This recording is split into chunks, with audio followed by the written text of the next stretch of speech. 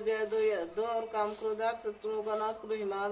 हिमालय कन्या पार्वती के पति महादेव के देव जी के द्वारा प्रसिद्ध होने वाले हे परमेश्वर तुम रूप दो जय दो यह दो। और काम क्रोधात शत्रुओं का नाश करो। शशीपति इंद्र के द्वारा श्रद्धा भाव से पूजित होने वाली हे परमेश्वर तुम रूप दो जय दो यह दो। और काम क्रोधात शत्रुओं का नाश करो। प्रधान भुंडों तथा दैत्यों का गमन चूर करने वाली हे देवी तुम रूप दो जय दो यह दो। और काम क्रोधात शत्रुओं का नाश करो। हे देवी अम्बिके तुम अपने भक्तजनों को सदा असीम आनंद प्रदान करो तुम रूप दो जय दो यह दो। और मेरे काम क्रोधात शत्रुओं को नाश करो। मन की इच्छा के अनुसार चलने वाले मनोहर पति प्रदान करो जो दुर्गम संसार से तारने वाला और उत्तम कुल में उत्पन्न हुआ हो। जो मनुष्य इस स्तोत्र का पाठ करके सप्तशती रूप महास्तोत्र का पाठ करता है वह सप्तशती की जब संख्या से मिलने वाले श्रेष्ठ फल को प्राप्त होता है। साथ ही वह प्रचुर संपत्ति को भी प्राप्त कर लेता है।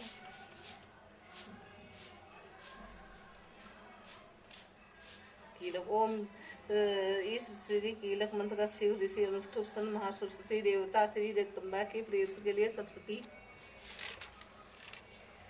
पाठांगभूत में जब में इनका विनियोग किया जाता है। ओम चंडिका देवी को नमस्कार। मार्कंडिका भी शुद्ध ज्ञानी उनका दिन का शरीर है। तीनों वेद ही दिन के 3 दिव्य नेत्र हैं जो कल्याण प्राप्ति के लिए तथा अपने मस्तक प्रांत चंद्र का मुकुट धारण करते हैं। उस भगवान शिव को नमस्कार है। मंत्रों का जो अब कीलक अर्थात मंत्रों की सिद्धि में विघ्न उपस्थित करने वाला साफ रूपी कीलक का जो निवारण करने वाला उस सप्तशती को संपूर्ण रूप से जानना चाहिए और जानकर उसकी उपासना करनी चाहिए। यद्यपि सप्तशती के अतिरिक्त अन्य मंत्रों का भी जप करने से जो निरंतर लगा उसका भी कल्याण भागी होता है। उसके उच्चारण आदि कर्म सिद्ध हो जाते हैं तथा उसे दुर्लभ वस्तुओं की प्राप्ति हो जाती है। तथा फिर जो अन्य मंत्रों का भी जप ना करके केवल इस सप्तशती नामक स्त्रोत्र की ईश्वर से देवी का स्तुत करते हैं उन्हें स्तुत मात्र से सच्चिदानंद स्वरूपणी देवी सिद्ध हो जाती हैं। उन्हें अपने कार्य की सिद्धि के लिए मंत्र औषधि और अन्य किसी साधन के उपयोग की आवश्यकता नहीं होती है। बिना जप के उनके उच्चाटन आदि समस्त अवतारिक कर्म सिद्ध हो जाते हैं। इतना ही नहीं उनके संपूर्ण अभिष्ट वस्तुएं भी सिद्ध होती हैं। लोगों के मन में आशंका थी जब केवल सप्तशती न करना सप्तशती को छोड़कर अन्य मंत्रों की उपासना से भी समान रूपकार सिद्ध होती। तभी श्रेष्ठ में से कौन सा साधन लोगों की शंका को सामने रखकर भगवान शंकर ने अपने पास आए हुए जिज्ञासुओं को समझाया कि यह सप्तशती नामक संपूर्ण स्त्रोत्र ही सर्वश्रेष्ठ एवं कल्याण में है। तदंतर भगवती चंडिका के सप्तशती नामक स्त्रोत्र को महादेव ने गुप्त कर दिया। सप्तशती के पाठ से जो पुण्य प्राप्त होता है उसकी कभी समाप्ति नहीं होती, किंतु अन्य पंथों के जब जन्म पुण्य की समाप्ति हो जाती है। अतः भगवान शिव ने अन्य मंत्रों की अपेक्षा सप्तशती की ही श्रेष्ठता का निर्णय किया।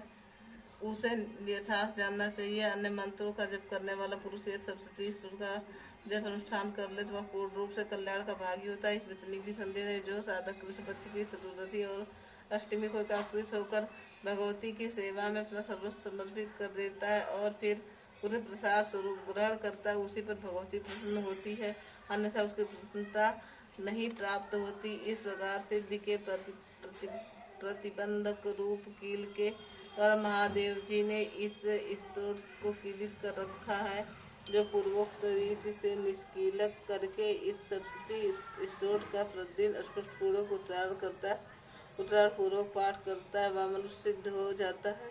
वही देवी का पार्षद होता है, वही गंधर्व भी होता है। सर्वस्व विचरने रहने पर इस संसार में उसे कहीं भी भय की प्राप्ति नहीं होती। वह अपमृत्यु के बस में नहीं पड़ता और वह देह त्यागने के अनंतर मोक्ष प्राप्त कर लेता है। अतः कीलक जानकर उसका परिहार करके सप्तशती का पाठ आरंभ करना चाहिए। जो ऐसा नहीं करता उसका नाश हो जाता है। इसलिए कीलक और निष्कीलक ज्ञान प्राप्त करने पर ही यह स्तोत्र निर्दोष है और विद्वान पुरुष इस का पाठ ही आरंभ करते हैं। स्त्रियों में जो कुछ सौभाग्य या दृष्टिकूट वह सब भगवती के प्रसाद का फल या इस कल्याण में ईश्वर का सदा करना से ईश्वर का मन स्वर में पाठ करने स्वल्प फल की प्राप्ति, उच्च स्वर पाठ करने में पूर्ण फल की प्राप्ति होती है। उच्च स्वर में इसका पाठ आरंभ करना चाहिए।